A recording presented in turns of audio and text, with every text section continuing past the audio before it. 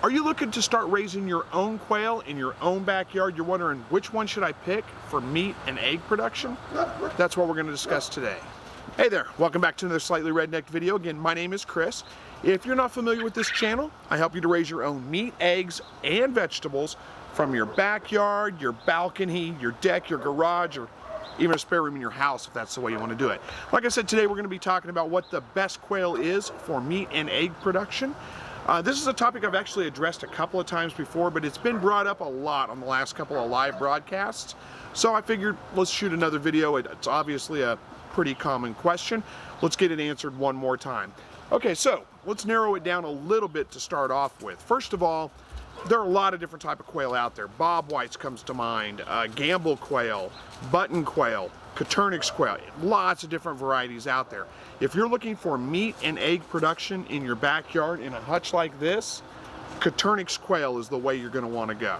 All right, so now that we got that narrowed down to Coturnix quail, there's still lots of choices in Coturnix quail. You've got jumbos, you've got standards, you've got white birds, you've got brown birds, you've got tuxedos, you've got all kinds of different color variations.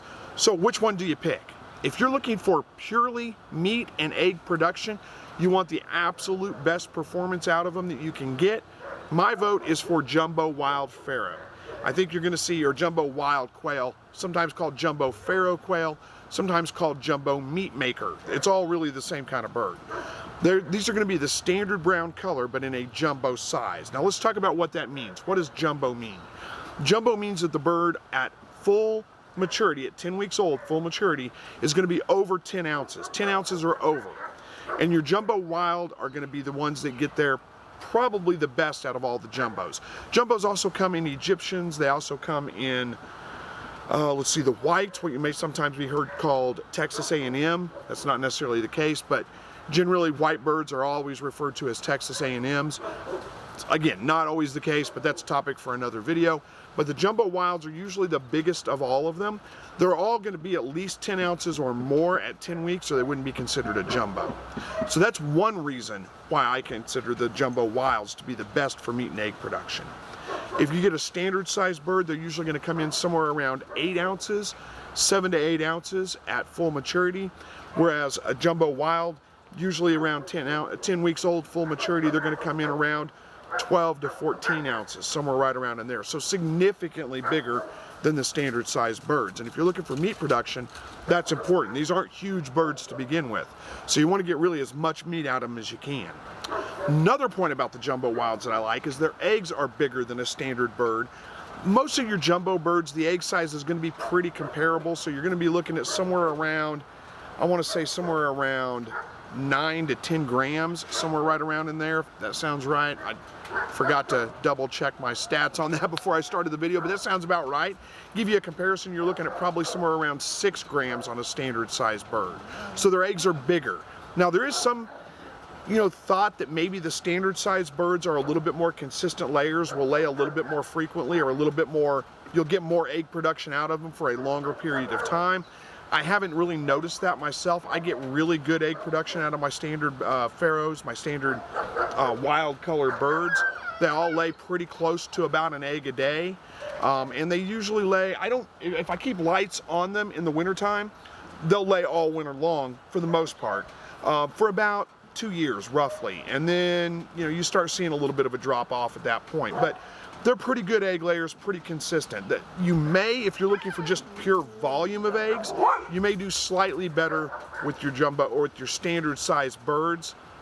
They may lay just a little bit more frequently, whereas maybe, let's say I've got 5 birds in here in a week, I may get 5 eggs one day, 4 the next, 5 the next day, maybe 3 the next, and then 5 again the next day.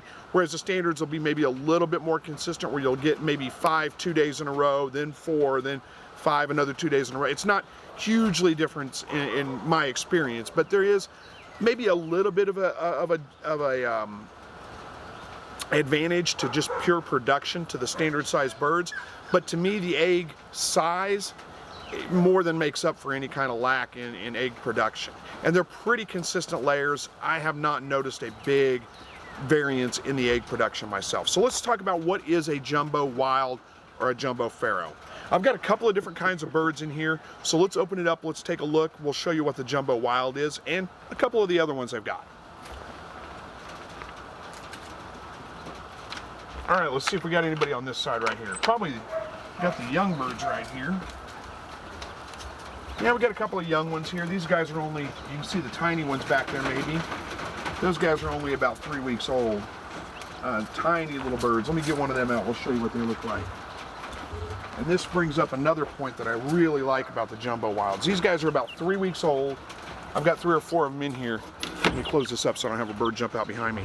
What I like about these two is that they're feather sexable, whereas not all your quail are. You start getting into some of the rare colors, or some of the, I should say, other colors, white birds, for example, or tuxedos, then you most of the time have to vent sex those. I've got a video on how to do that if you need help with how to sex your quail, but I do like, even at 3 weeks old, I can tell this is a hen right here because it's got that speckled chest. If it was a rooster, it would have more of a solid color red breast on it. It wouldn't have a speckled chest. Let me get this baby back in there because he's probably a little stressed out with being handled right now. See if I can, here, we'll open up this side. I can't get that side open with one hand. There you go. There you go. All right, let's grab out a full-grown adult jumbo here. Let's see what we got here. There we go. There's a full-grown adult jumbo. All right, this is a jumbo brown bird, and you can see, there we go, let him calm down a little bit. This is a rooster, is actually, this must be, missing feathers on the back of the head like a hen, looks a lot like a rooster, but I'm gonna say that's obviously a hen. But this is what you see in them, just that standard brown color, probably the most common color you're gonna see in birds. But they've got a nice big, you can see this is an older bird, nice good sized breast on them. I mean, these are by far way bigger than your standard birds, and much bigger than most of your other jumbo birds as well, slightly bigger than the jumbo birds. These are gonna be by far your biggest ones, if you get from a good quality supplier. Let me show you another couple of birds, just in comparison. This is a jumbo white that ended up in my hatch. And it's hard to tell when I'm not holding them side by side, but this bird is slightly smaller than the other one.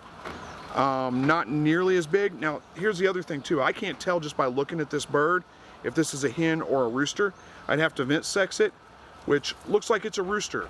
You can vent sex them during breeding season just by pushing right there. They'll have a little bulb, a little right there on the bottom side of their vent. You push and you get a little bit of foam.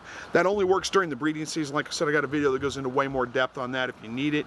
I'll put a link up here. You can go watch that and find out how to sex them. But this is a jumbo white bird, slightly smaller than my jumbo wilds, but not much. Very comparable in size.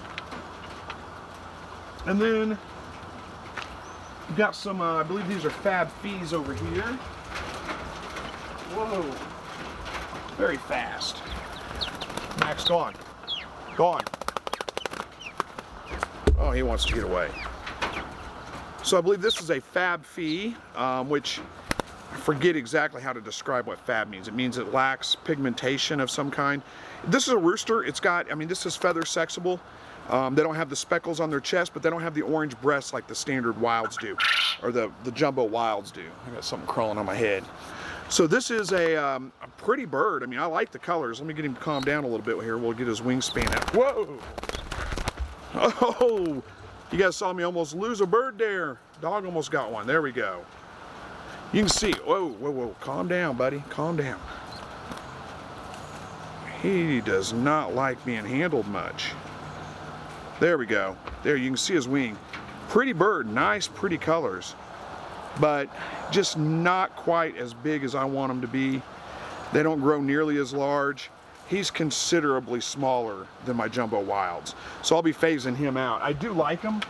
I do think they're pretty, they're fun to look at, but I'm in it for meat and egg production, not for the prettiness of the bird. Let's see, do we have another? That's probably stressing the birds out, so I think I'll leave them alone for a little while, but hopefully you kind of get the point.